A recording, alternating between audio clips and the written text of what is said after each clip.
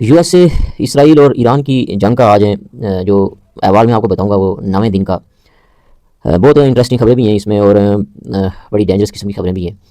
आज मैं आपको सबसे पहले तो ये चीज़ बताऊं कि इस वक्त तक यूएसए का नुकसान कितना हुआ है ईरान के मुकाबले में इस वॉर में, इसराइल का या बाकी लोगों का। तो अगर आप उस पर नज़र डालें तो आप इस जंग में जो ईरान की स्ट्रेटजी है वो इंतहाई जहानत पे मबनी है और आप दंग रह जाएंगे कि किस स्ट्रेटजी के साथ और इस जहानत के साथ हैं पर्शिया अपनी जंग लड़ रहा है ईरान। और उसने ये साबित किया है कि वो इस दुनिया की सबसे पहली सुपर पावर थी पर्शिया, रोमन एम्पायर से पहले भी और यूनानी एम्पायर से पहले। और उसने उसका जो कल्चर बना हुआ है जंग लड़ने का उसने आज तक छोड़ा नहीं है और वो उसकी नस्लों को याद है और वो आने वाली नस्लें भी इसको याद रखेंगी और उनमें उनके खून में शामिल है जंग लड़ना, लंबी जंग लड़ना। और ये चीज़ जो है वो यूएसए और इसराइल और बाकी जो दुनिया है, जो दुनिया की ताकतें हैं, उनसे मिस हो गई क्योंकि वो जो है टेक्नोलॉजी पे बड़ा भरोसा करती हैं कि हमारे पास बहुत टेक्नोलॉजी है, बड़े जो है वो जदीद किस्म के जहाज़ हैं जो रडार पे भी नहीं आते हैं। 52,000 फुट की बुलंदियों से ऊपर जो है वो जाके वो नीचे बम बरसाते हैं और फिर उनके पास बम भी जो है वो आला किस्म के हैं। तो ये सारी चीज़ें, हर चीज़, और फिर उनका डिफेंसिव सिस्टम सब कुछ उन्होंने बनाया हुआ था। लेकिन आप अंदाजा करेंगे इसराइल ईरान ने इन सब का तोड़ भी निकाला हुआ था। और ये जंग शुरू हुई है तो सबसे पहले ईरान ने क्या किया कि उसने ईरान के न्यूक्लियर साइट पर हिट किया, ईरान के इंफ्रास्ट्रक्चर पे हिट किया, ईरान की ऑयल रिफाइनरीज पे हिट किया, ईरान की उन चीज़ों पे जो हिट किया कि जिन चीज़ों पे फौजी पोस्टों पे, चेक पोस्टों पे अभी तक जो है वो मैंने नहीं सुना है इस वक्त तक कि कहीं उसने जो है वो हिट किया है अमेरिका ने। और उसको पता ही नहीं है कि किधर है, ये भी नहीं पता है, इसके बारे में भी कोई इल्म नहीं है। खामेनेई जो है वो किधर जाता था आता था उसको जो है वो ट्रेस किया, इसी तरह जो उनके जो है वो लीडर है उनको ट्रेस करता है और वहाँ पे बम मारता है। ये चीज़ें इसने की हैं। और इस वक्त तक ईरान ने क्या किया, ईरान ने इस जंग के मुकाबले में ना उसके फौजियों को मारा, ना उसके जो है वो कोई उसकी जो सिविलियंस पे जो है वो उसने अटैक किए। इसराइल में भी उसने इसी तरह किया। उसने क्या किया कि उसने सबसे पहला जो काम किया, उसने अमेरिका की जो आंखें थी उस पर हमला किया। आंखें आप समझते हैं क्या? आंखों से मुराद उसका रडार सिस्टम, उसके सेंसर्स, उसका डिफेंसिव सिस्टम, जिससे ईरान जो है वो अपने मिसाइल के साथ, बैलिस्टिक मिसाइलों के साथ जब अटैक करता है तो वो जो उसका सिस्टम लगा हुआ है जो उसको डिटेक्ट करता है और वहीं से जैसे जैसे ही लॉन्च करता है तो उनको पता चल जाता है कि वो लॉन्च हो गया और उनके पास बड़ा टाइम होता है उसको इंटरसेप्ट करने के लिए, एग्जैक्ट इंटरसेप्ट करने के लिए। तो ईरान ने क्या किया कि ईरान ने इतनी जो है वो टाइम के बाद जो है वो जो लोग सोचते हैं कि अमेरिका ने गेन किया टाइम, लेकिन ईरान ने भी गेन किया। और उसने क्या किया कि सबसे पहले उसकी आइज़ तबाह की हैं, उसकी आंखें तबाह की। उसने सबसे पहले कतर पे जो है वो जो उसका एयर बेस था, जो बहरीन पे एयर बेस था, जो कुवैत में था, जो सऊदीया में था, जो यूएई में था, जो जॉर्डन में था, जो अम्मान में था, उसने सबसे पहले उन जगहों को हिट किया जहां से उसके रडार लगे हुए थे। इसका ANTYP TPY2 इस तरह का जो है वो रडार सिस्टम होता था इसका जो है था अमेरिका का, और जो $1 मिलियन का था। आप अंदाजा कर सकते हैं कि बड़ा महंगा और बड़ा जदीद किस्म का रडार सिस्टम था जो टारगेट को पहले से जो है वो उसको पता चल जाता था, वहाँ से जो है वो एकदम से इन्फॉर्म कर देता था। जो इसके सॉफ्टवेयर जो इंजीनियर थे और जो इसके जो सॉफ्टवेयर जो लोग थे जो है जो उस चीज़ को उनके पास डाटा था वो कलेक्ट करते थे उससे, रडार सिस्टम से, और फिर उसको हिट करते थे। जो उसके मिसाइल आते थे, जो ड्रोन आते थे, जो उसके एयरक्राफ्ट आते थे, तो सबसे पहले उसने क्या किया कि जितने भी जो बेस हैं इन सबके जो रडार सिस्टम से उन्होंने सबका रडार तबाह किया। सारे रडार सिस्टम उस एयर बेस के सारे तबाह कर दिए, बर्बाद कर दिए हैं। वहां पे है ही नहीं इस टाइम, इस वक्त वो अंधा हो चुका है, उसके पास कोई चीज है ही नहीं कि वो डिटेक्ट कर सके कि भाई किधर से क्या चीज आ रही है। बिल्कुल ये कंप्लीट, ये कंफर्म न्यूज़ है, ये 100% श्योर न्यूज़ है। उसने उन सब रडार सिस्टम ANTPY2 जो रडार सिस्टम था सारा तबाह और बर्बाद करके रख दिया इसराइल ने। सबसे पहले तो ये उसने काम किया। उसके बाद उसने क्या काम किया कि उसका जो डिफेंसिव सिस्टम था उसका उसने तोड़ निकाला हुआ था। जिस तरह ईरान का जो है वो एयरडोम है, जो उसका डिफेंसिव सिस्टम है, उसने उसकी टेक्निक उसके पास आगे कि कितने जो है वो मिसाइल में छोड़ूंगा, कितने ये इंटरसेप्ट करेगा, कितनी इसकी सलाहियत है, उसने उसके मुताबिक उसको हिट करना शुरू किया और उसको भी जो है वो उसने पार किया। इसराइल में जो है वो उसको जो फेल किया, उसके जो आयरन डोम को, डिफेंसिव सिस्टम को। फिर उसने क्लस्टर बम जो है वो अपने मिसाइलों के जरिए वहाँ पे मारने शुरू किए बेसिस पे जो है वो क्लस्टर बमों से जो होता है अब वो इंटरसेप्ट होने से पहले से ही फट जाते हैं जो है वो क्लस्टर बम, तो फिर वो बिखर जाते हैं 10 किलोमीटर के एरिया में जाके लगते हैं। उनका ये जो है वो सिस्टम, ये इसने जो है वो नया सिस्टम उसने जो है वो मिसाइलों के जरिए वार में जो मिसाइल के जो वार जो लेके जाते हैं जो है वो बम वगैरह या इस तरह के न्यूक्लियर वेपन, उसने उसमें जो है वो क्लस्टर बम जो है फेंके, शार्पनर जो है वो उसने जो है वो फेंकने शुरू किए। ये उसकी बहुत बड़ी कामयाबी थी कि उसने फिर क्या किया कि ये जो Qatar, Bahrain, Saudia, UAE, Oman, Jordan और ये जो कुवैत था, यहाँ पे जो उसका क्या था कि सबसे ज़्यादा सबसे बड़ा जो है तो बहरीन में था। फिफ्थ फ्लीट जो है वो सिस्टम था उसका, जहाँ से होकर वो मॉनिटरिंग करता था। जो इसका डिफेंसिव सिस्टम था जो अमेरिका का इन इलाकों में, इन एयर बेसिस पे, उसने वो तबाह किया, बिल्कुल बर्बाद करके रख दिया है। उसका डिफेंसिव सिस्टम अब है ही नहीं। ये जो कह रहे हैं ना कि हमारे पास बड़ा बेस्ट डिफेंसिव सिस्टम है और पता नहीं ये है वो सब उसने बर्बाद कर दिया, तबाह कर दिया। उसने वहाँ पे मिसाइल इतने जो है वो मारे हैं, इतने जो है ड्रोन अटैक किए हैं कि वो सारे तबाह और बर्बाद हो चुके हैं। एक मिसाइल को इंटरसेप्ट करने के लिए कम से कम 3 मिसाइल मारे जाते हैं और ये जो है वो जब मिसाइलों का जो है उधर से इसका इसकी एक सीरीज आती है तो वो फिर जो है उधर से उनको बहुत हद तक मिसाइल काफ़ी हद तक मारने पड़ते हैं। उनका स्टॉक कम पड़ गया है, उनके पास जो है वो उनका नुकसान बहुत ज़्यादा हो गया है। अगर 10 लाख डॉलर का एक मिसाइल मारता है तो आगे से जो है वो 20 लाख डॉलर का जो है वो इंटरसेप्ट करने के लिए आता है। मैं मिसाल दे रहा हूँ, ओरिजिनली अगर आप देखें तो ड्रोन एक जो है वो ये भेजता है, 50,000 का ड्रोन बनता है, तो आगे से जो है वो उस ड्रोन को मारने के लिए 10 लाख डॉलर का जो है वो एक मिसाइल है जो इसका डिफेंस सिस्टम जो उसको इंटरसेप्ट करता है। तो आप अंदाजा करें 50,000 डॉलर 10 लाख डॉलर, तो ये कितना बड़ा गैप है, कितनी बड़ी जो है वो कितना बड़ा लॉस है यूएसए का, इसराइल का। तो ये जो है वो चीज़ें हो रही हैं इस वक्त, हुई हैं जो ईरान ने की हैं। और फिर उसके बाद तमाम डिफेंसिव सिस्टम जो उसके एयर बेस पे थे वो सारे तबाह हो गए। जो पेट्रियट सिस्टम था जो उसने कुवैत में जो है वो लगाया हुआ था डिफेंसिव सिस्टम, उसने जो यानी कि आप 2000 5000 6000 किलोमीटर 10,000 किलोमीटर पहले जो है वो अपने टारगेट को डिटेक्ट कर लेते हैं, इतनी उनकी कैपेसिटी है। तो आप अंदाजा करें इनका फासला जो है वो 2000 तक है या 2500 तक है या 1500 तक है, मुख्तलिफ जो इसके एयर बेस हैं जो इस वक्त मिडिल ईस्ट में ईरान का, और आप देखेंगे उसने वहां से होकर भी उनके जो है वो सारा वो सिस्टम तबाह बर्बाद करके रख दिया। और रडार सिस्टम के बाद उसने डिफेंसिव सिस्टम सारा जो है वो उसका तबाह कर दिया, उसकी आंखें सारी तबाह कर दी, उसके सेंसर सारे तबाह कर दिए। वो बिल्कुल अंधा हो चुका है, उसको पता ही नहीं चलता है कि अब मिसाइल कहां से आ रहा है, ड्रोन कहां से आ रहे हैं, जब लगते हैं तो उसे पता चलता है। और ऐसे ही जो है वो कहीं आवाज़ों पे जो है वो जो एक सुनी सुनाई आवाज़ों पे आम जो है वो कानून से वो इंटरसेप्ट करने के लिए मिसाइल जो है वो छोड़ देता है। जो कुछ बचे है वो बचे ही नहीं है, पहली बात है वो सबको उसने बर्बाद कर दिया। ये चीज़ हुई है। और ये जो नुकसान हुआ है, टोटल जो लॉस हुआ है पैसों के हिसाब से अगर आप देखें तो $4 बिलियन लॉस हो चुका है। किसका? अमेरिका का। ये जो इसने डिफेंसिव सिस्टम जो है वहां पे लगाया हुआ था, जो रडार सिस्टम था, ये सारा कुछ उसने बर्बाद करके रख दिया है। इसकी इकोनॉमी जो है उसने बर्बाद करके रख दिया है, इसने सारा उसका माल जो है वो तबाह बर्बाद करके रख दिया है, इसके चंद एक मिसाइलों ने। और उधर से ईरान की भी जो है लॉन्चिंग जो पैड थे जो इसके जो जहां से होकर वो मिसाइल लॉन्च करता है, उसने लगातार वहां पे भी जो है अटैक किया है और वो अटैक कर रहा है और उनको तबाह भी किया, बर्बाद भी किया। ये बात नहीं है, सिविलियन बहुत बर्बाद किए हैं, बिल्डिंगें सारी तबाह कर दी हैं तेहरान में, ये तो कन्फर्म है।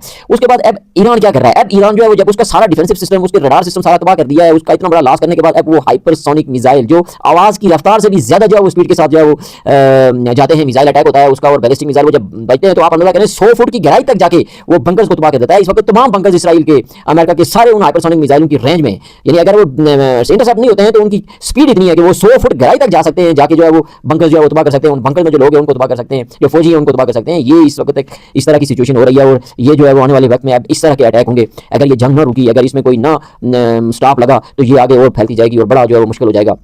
और सबसे बड़े आप देखें कि जंग का ये टैक्टिक होते हैं कि उस जगह पे हिट करे जहां पे ज्यादा नुकसान हो। अब जो मिडिल ईस्ट है इसका जो अब इसके पास इसको जो है वो अगर ये जो बाज ना आए, इन्होंने अमेरिका को यहाँ से भगाया नहीं, दफा दूर नहीं किया, इन्होंने जो है वो दोबारा से ईरान के साथ मायदा नहीं किया, अमन मायदे नहीं किए, अपनी जो है वो गलतियां एक्सेप्ट नहीं की, इसराइल और अमेरिका को जूती नहीं दिखाई, तो ये क्या करेगा? ये उसके बाद 100% श्योर बात है कि जब ये उस पर न्यूक्लियर वेपन जो है वो अटैक करने के बारे में सोच रहे हैं कि हम इसकी जो साइट है, मुख्तलिफ जगह है, वहाँ पे हम न्यूक्लियर अटैक करें, और कर भी सकते हैं क्योंकि वो जंग तो हार रहा है। जब ट्रंप इसराइल हार रहा है तो वो हारते हारते ये काम करेंगे। यही कुछ उन्होंने जापान में किया था, हिरोशिमा और नागासाकी में। वो हार रहे थे, जंग आ चुके थे, जापानी इनको कहा कि जापानियों से लड़ सकते थे, जापानी इनको वहां अमेरिका में जाके उनके जो है वो बंदरगाहों पे जाके जो है वो हमला करते थे। उनकी नेवी जो है ना जाती थी, वहां से समुद्र से होकर जो है वो इन्होंने उनकी पर्ल हार्बर को तबाह कर दिया, वहां पे सब ये उनको मारते थे। ये उनके मुल्क में जाके इंटर होकर उनको जो है वो मारना जो है शुरू हो जाते अगर ये वहां पे बॉम्ब न फेंकता तो। इसने इसीलिए जब इसने देखा कि भाई इनसे मुकाबला नहीं हो सकता है, इतना बड़ा लॉस हो चुका है, मार लग चुकी है, तो इसने क्या किया कि इसके पास बॉम्ब था तो इसने हिरोशिमा और नागासाकी पे एटम बम फेंका। तो यही हरकत ये इस वक्त भी ये कर सकता है और ये करेगा, ये जरूर करेगा। उसके प्लान में है कि हमने ईरान पे एटमी बम मारना है, और ये एटॉमिक बम अगर इसने ईरान पे मार दिया तो ईरान के पास भी 100% कहीं ना कहीं से जो है उसको कोई दे ही देगा, या उसके पास है, या जो खाली वो इनरिच करता है यूरेनियम को, जो उसके पास अफसुला यूरेनियम है शक्ल में, वही अगर उसने फेंक दिया इस मिडिल ईस्ट में तो ये तबाह बर्बाद हो जाएंगे इसराइल समेत। लेकिन मुझे नहीं लगता है कि ऐसा कुछ होगा। जिस तरह अगर इस्लामिक पॉइंट ऑफ व्यू से देखें तो आप जिस तरह की जंग है और जिस तरह की जो हदीस है उस रोशनी में ये सिमट कर अस्फहान में आ जाएगा, लड़ेंगे मरेंगे एक दूसरे पे। जंग इसराइल जो है वो ग्रेटर इसराइल जो है वो बनाने में कामयाब होगा, कब्जा उसका होगा। सीरिया, जॉर्डन, उसके बाद इराक का कुछ इलाका हो गया, सऊदीया कुछ इलाका हो गया, मिस्र का हो गया, ये चीज़ें उसके पास जाएंगी, ये उसके प्लान में है। चाहे एक दिन के लिए जाए, एक घंटे के लिए जाए, लेकिन ये जाएंगी। लेकिन इस जंग का एंड वही है कि इमाम मेहदी अलैहिस्सलाम का ज़ोर होगा और वो आएंगे, और वहाँ से फिर जो है वो जब लोग जो है वो उनकी सपोर्ट के लिए जाएंगे, अस्फहान से जाएंगे, एक नया बलबला आएगा। उस वक्त तक ये आपस में लड़ के जो है वो तबाह बर्बाद हो जाएंगे, इनकी इकोनॉमी डैमेज हो जाएगी, इनका असला खत्म हो जाएगा। तो मुझे लगता है वहाँ पे उस वक्त जो है वो जंग होगी जब इमाम मेहदी अलैहिस्सलाम की जब सपोर्ट के लिए जाएंगे काले झंडे, स्याह झंडे अस्फहान से, तो उस वक्त जो पूरी दुनिया से मुसलमान जाएंगे, कुछ 1% जाएंगे, ज़्यादा नहीं जाएंगे, यानी कि 3 हिस्से होंगे, उसमें से एक हिस्सा दुनिया का जो है वो आबादी का वो उनकी सपोर्ट के लिए जाएगा, बाकी 2 हिस्से जो है वो खत्म बर्बाद होंगे, उनका जो है बचना मुमकिन नहीं है। तो उस वक्त जो है वो मुमकिन है शायद जो है वो वही वाली जो पुरानी जंगें होती थी, पत्थर के ज़माने वाली जंगें वो स्टार्ट हो। तो उस वक्त जब उनकी फतह होगी, अल्लाह ताला ज़ाहिर है वो एक खिलाफत का ऐलान करेंगे, उसको सपोर्ट करेंगे, इनको शिकस्तें होंगी। तो जब इनको शिकस्त होना शुरू होगी तो दज्जाल अपने प्लान में जब फेल होगा तो वहाँ से फिर जो है वो उससे अस्फहान से बाहर आएगा। ये चीज़ तो होनी है। तो इस हवाले से ये जंग जो है उसका एंड कुछ मुझे नजर नहीं आ रहा है कि ये अमेरिका जीत जाएगा या इसराइल जीत जाएगा या जीत जाएगा। ये जंग चलती रहेगी, चलती रहेगी, चलती रहेगी, अपने अपने अहदाफ ये हासिल करते रहेंगे, करते रहेंगे। लेकिन आज ही का फैसला इमाम मेहदी अलैहिस्सलाम के आने के बाद होगा, फिर जो है वो दज्जाल का जोर होगा, फिर जो है वो ईसा अलैहिस्सलाम का जोर होगा, जो इस्लामिक पॉइंट ऑफ व्यू से जो हदीस की रोशनी में जो मामला हो रहे हैं, ये वही चीज़ चक्कर रही है, वही चक्कर है, ये सारा वही सिस्टम है। अगर वो सिस्टम नहीं है, वो चीज़ नहीं है, तो इसका मतलब हम तक सब चीज़ें झूठ आई हैं, ये सारी चीज़ें हम तक ऐसे जो है वो मन गढ़ंत, फिर हमें पता चला है वो सब चीज़ें फिर झूठ है, हर चीज़ फिर झूठ है, सच फिर कुछ भी नहीं है। ये दुनिया इसी तरह चलती रहेगी, इसी तरह फिर कोई पावरफुल हो जाएगा, पावर में आ जाएगा, फिर इसी तरह जो है वो मुसलमान होते रहेंगे, लोग काफिर होते रहेंगे, फिर क्या पता दुनिया में कोई नाम लेने वाला ना हो, फिर कोई ऊपर से जो है कोई और मामला हो, फिर हम तक सारी चीज़ें झूठी होंगी ना। फिर अगर ये टाइम तो वही है, हर चीज़ वही है, निशानियाँ सारी वही हैं, हर चीज़ का जो है वो सबूत जो है वो हम तक जो पड़ा है, जो हमने देखा है, वो सारा कुछ आ रहा है हमारे पास, हर चीज़। तो अगर कुछ नहीं होता है तो फिर इसका मतलब है कि फिर कुछ भी नहीं है, सच फिर कुछ भी नहीं है जो हम तक पहुंचा है। फिर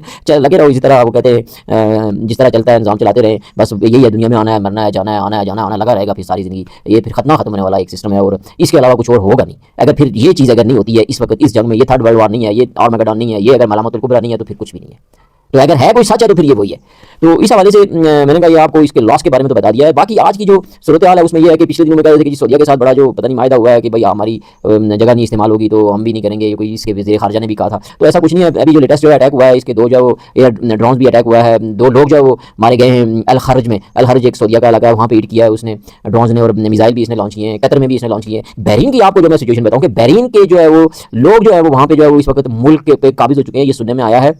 और उसका जो किंग है वो वहाँ से भाग गया है, सऊदीया जो है वो आ गया है। और वहाँ पे लोग, क्योंकि वहाँ बहरीन में ज़्यादातर लोग जो है वो ये जो खामेनेई था इनके जो मानने वाले थे, तो उन्होंने वो अपने हाथ में लिया और वहाँ से होके सुनने में आया है कि कोई अटैक हुआ है ईरान पे जो है वो अटैक हुआ है, वहाँ से होके मिसाइलों से अटैक किया गया है। तो ये जो है वो एक नई सिचुएशन क्रिएट हो गई है कि मिडिल ईस्ट जो है वो अपने एयर बेस, पहले जो है वो सिर्फ डिफेंसिव सिस्टम था, रडार सिस्टम था, अब जो है वो वहाँ से होकर वो अटैक भी कर रहे हैं। तो ये बहरीन से पहल हो चुकी है। तो ये अगर अटैक इसी तरह होते रहे तो फिर जो है वो यूएई भी करेगा, फिर जो है वो अगर कतर भी करेगा, सऊदीया भी करेगा, तो ये एक नई बार जो है वो अरबों की और ईरानियों की शुरू हो जाएगी। और इसमें जो है वो वही जो है कि हलाकत है अरबों के लिए, ये तो लिखा हुआ है, क्योंकि ईरान अपने मिसाइल खुद बनाता है, लॉन्चर पैड खुद बनाता है, ड्रोन्स खुद बनाता है, 90% उसने वो अपने खुद पे इन्हिसार करता है, पानी 90% उसका खुद का जो नेचुरल है। सऊदीया में आप देखें अगर इस तरह की जंग शुरू हो गई तो ये सारे इलाके जो है कुवैत, सऊदीया, बहरीन, कतर, जॉर्डन, अमान, ये इनमें जो पानी है वो सारा नमकीन पानी है। नमकीन पानी वो डिसैलिनेशन प्लांट लगाए हुए हैं और फिर उसके बाद जो है वो पानी पीने के काबिल होता है। तो ये तकरीबन 80% 80 से 90% के दरमियान ये सारे प्लांट है। और अगर इसने वहाँ पे हिट कर दिया, वहाँ पे जो हिट करना शुरू कर दिया, वो सारे प्लांट तबाह हो गए, तो ये पानी का क्राइसिस पैदा हो जाएगा। वहाँ पे लोग खाना जंगी शुरू हो जाएगी, पानी पीने के लिए नहीं होगा, उनके पास तो कोई सोर्स ही नहीं है। वो पुराने जमाने के जो कुएं थे पता नहीं वो आजकल है नहीं है, किधर है, कितने हैं। अब आबादी इतनी ज़्यादा हो चुकी है, उन कुओं से कैसे जो है वो वहाँ तक पहुँचेंगे। आबादी सारी उनकी रह रही है जो है वो समुद्रों के पास रह रही है, बॉर्डर जो बीच जो है वो बने हुए वहीं के जो पास समुद्र के रह रही है। कुएं ज़ाहिर है वहाँ पे कितने कुएं होंगे, और वहाँ पे जो कुएं हैं जो साइडों पे एक जमजम का कुआं है उसको छोड़ के तो ज़्यादातर कुएं जो वहाँ पे भी नमकीन होते हैं। तो ये बड़ा जो है वो मुश्किल जो है वो सिचुएशन फिर अरबों के लिए पैदा हो जाएगी और उनके लिए बड़ा मुश्किल हो जाएगा सर्वाइव करना। और ईरान इस वक्त जो है वो इस हवाले से इस स्ट्रेटजी में जो है वो आगे बढ़ रहा है और इसका जो है वो प्लान कुछ और है, जो दिखने में तो हमें लगता नहीं है, लेकिन प्लान इसका कुछ और है कि लंबी जंग लड़ने का।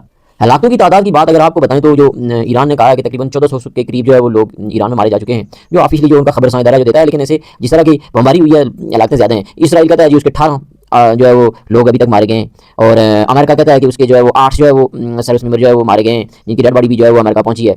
और उसके बाद मिडिल ईस्ट में यूएई, कतर, बहरीन, सऊदीया, इन सब में जितनी इलाके हुई तकरीबन 14 के करीब जो है इलाके हुई हैं जो इन्होंने बताई हैं। उसमें से 2 एक जो है वो सऊदीया के शहरी हैं, एक जो है वो यूएई का शहरी है, और बाकी सारे जो है वो सुनने में आया है कि नेशनल्स हैं, फॉरेनर्स हैं जो वहाँ पे काम करते थे। तो इस हवाले से ये ऑफिशियली जो है वो इनकी सिचुएशन बताई गई है हालातों की। यूके का जो है उसका जो डिफेंसिव सिस्टम है, जो उसने वॉरशिप भेजा हुआ है HMS ड्रैगन के नाम से साइप्रस में, तो उसके लिए जो है वो साइप्रस में भी बड़ा जो है वो नाराजगी जाहिर किया कि उसका रिस्पॉन्स इतना अच्छा नहीं था, अटैक हुआ तो उसके बाद इसने बड़ा लेट किया। और अमेरिका भी जो है US का जो ट्रंप है वो भी इसको बड़ा जो है स्टारमर को जो है वो इसको क्रिटिसाइज़ कर रहा है कि ये, और बाकी लोगों को भी कि जो हम जंग जीत गए हैं तो उस वक्त ये हमारी मदद को आए हैं। तो ये एक नई सिचुएशन क्रिएट हो चुकी है। इनके आपस के दरमियान भी इख्तलाफात जो है बढ़ रहे हैं, और मुझे लगता है कि ये ना हो कि कहीं ये आपस में जो है वो यूरोपियन और ये जो मामला हैं इनके अमेरिका के और ऑस्ट्रेलिया, न्यूजीलैंड, इनकी जंग लग गई आपस की, जिस तरह ये पहले एक दूसरे से लड़े हैं, पहली जंग अज़ीम में और दूसरी जंग अज़ीम में, तो ये फिर जो है वो और तबाही होगी और बर्बादी होगी। लेबनान में जो बड़ी वर्स्ट सिचुएशन है, वहाँ पे बड़ी जो है वो मुकाबला जारी है इसराइल और हिजबुल्लाह का, और वहाँ पे बड़े लोग जो है वो हिजरत करके सीरिया भी चले गए हैं, कोई शेल्टर जोन में तकरीबन 5 लाख 6 लाख के करीब लोग जो है वो बेघर हो चुके हैं, वो शेल्टर्स में रिफ्यूजी जो है वो इधर उधर जो है वो भाग रहे हैं, दूसरे मुल्कों में जा रहे हैं। तो वहाँ पे बड़ी वर्स्ट सिचुएशन है। हिजबुल्लाह ने बहुत अटैक किए हैं इसकी बॉर्डर के साथ जो एरिया हैं जो लेबनान की और इसराइल की बॉर्डर है, उसने वहाँ पर लगातार अटैक कर रहा है, और वहाँ पे बड़ी इलाकें हुई हैं। लेबनान में बड़ी इलाकें हुई हैं, तकरीबन 500-600 के करीब जो है वो इतलाते हैं इलाकों की, और इस तरह हज़ारों की तादाद में जो है वो वहाँ पे इंजर्ड हो चुके हैं। और वहाँ पे बड़ी जो है वर्स्ट सिचुएशन है, और ज़्यादातर लड़ाई वहाँ पे इसराइल जो फोकस उसका लेबनान में हिजबुल्लाह को तबाह बर्बाद करना चाहता है। वो मुझे लगता है कि इसको तबाह करके वहाँ पे अपना कंट्रोल हासिल करना चाहता है, और उसमें जो है वो बड़ी खून रेज़ जो है वो लड़ाई वहाँ पे जारी है।